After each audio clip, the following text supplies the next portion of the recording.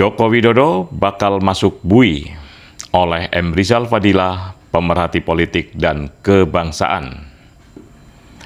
Penetapan dan proses lanjut kriminalisasi 8 tersangka oleh Polda Metro Jaya dalam kasus ijazah palsu Joko Widodo sesungguhnya adalah bentuk kekalutan Joko Widodo dan polisi. Pihak Polda yang sebelumnya menyatakan perlu kehati-hatian dalam penanganan tiba-tiba melompat mengambil pilihan tersangka secara prematur. Ada tekanan politik yang membuat panik, berjalan oleng pada kasus sederhana yang bergerak meluas dan mendunia. Penetapan 8 tersangka sebagai pilihan telah menemukan jalannya. Jalan itu dipastikan memukul Polda dan juga Joko Widodo, sang raja yang justru terancam penjara.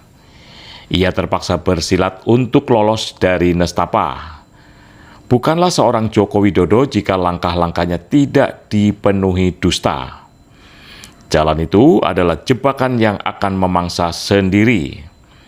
Menebar racun, mediasi untuk bunuh diri. 8 tersangka adalah kekuatan yang terbangun dari desain pelemahan. Ketakutan pelaku kejahatan mulai terasa dan menguat. Kepalsuan diri akan terkuak dalam waktu dekat sebagai bukti bahwa Joko Widodo adalah makhluk alien yang berubah-ubah wujud. Aneh ada pemimpin di negeri Indonesia yang berkarakter seperti ini. Dari ijazah sampai wajah bisa palsu. Sebagai kekuatan magnetik, kedelapannya harus solid, bergerak bersama, mendobrak kejumudan. Polarisasi harus dihindari.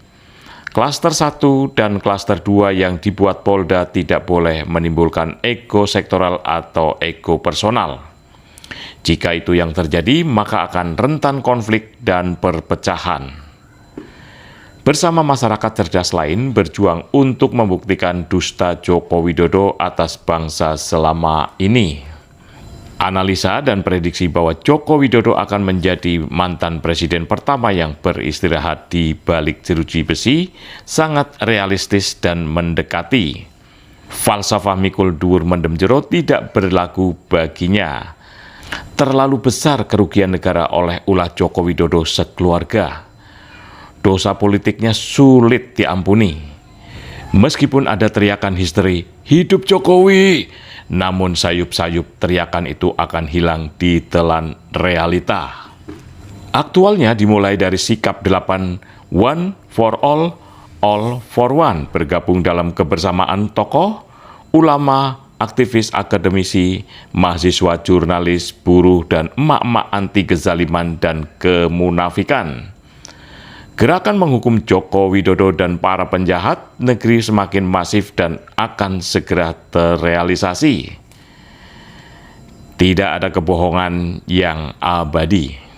Mulai dari ijazah palsu menuju nepotisme, lalu korupsi dan pelanggaran hak asasi manusia, Joko Widodo terus dikejar oleh bayang-bayang dosa pengkhianatan atas amanat rakyat.